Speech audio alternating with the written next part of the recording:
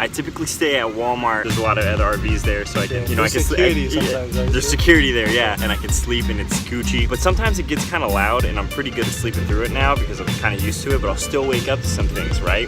1 o'clock in the morning, I hear a scream from a woman. I'm like, no!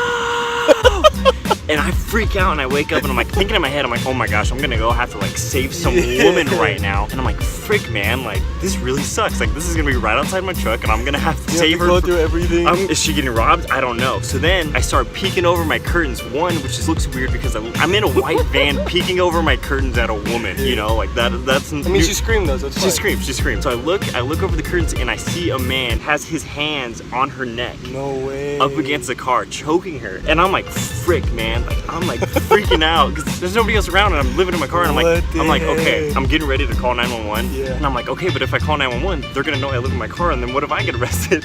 Am I calling the cops on myself or am I calling the cops on them, you know? Then I'm thinking through it and I'm like, man, this looks really bad. Like, cause this guy's getting really aggressive. Like he threw his hat on my car and he's like yelling at her like, I don't know what he's saying. I'm just like freaking out too much to even listen. I'm just like watching, and next thing you know, they start making out. What?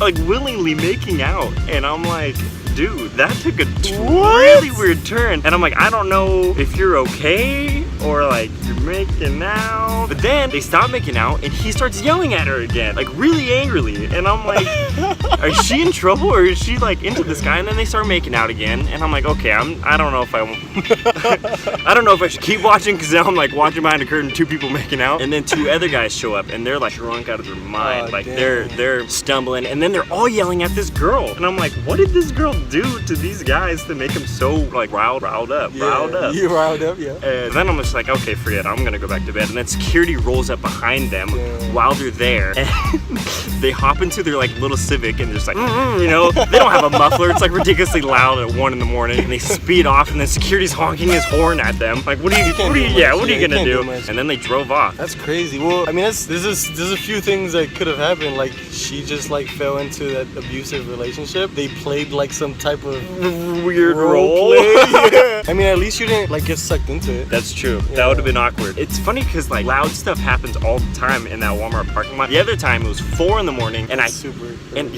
very early or very late, and I heard gunshots, like one gunshot, and I woke up and I fell out of my bed, and I was like, oh my gosh. I was like, put my blanket over my head. I look out the window and I'm like trying to find out like where the gunshot came from, and then it's like a Taco Bell worker slamming a mat against the ground. I'm like, what are you doing starting your shift at 4 in the morning at Taco Bell? You guys probably don't even open till like 7. And that sucks. Yeah, it was just weird. Sorry to hear that, man. Yeah. That's the story. Tune in next time.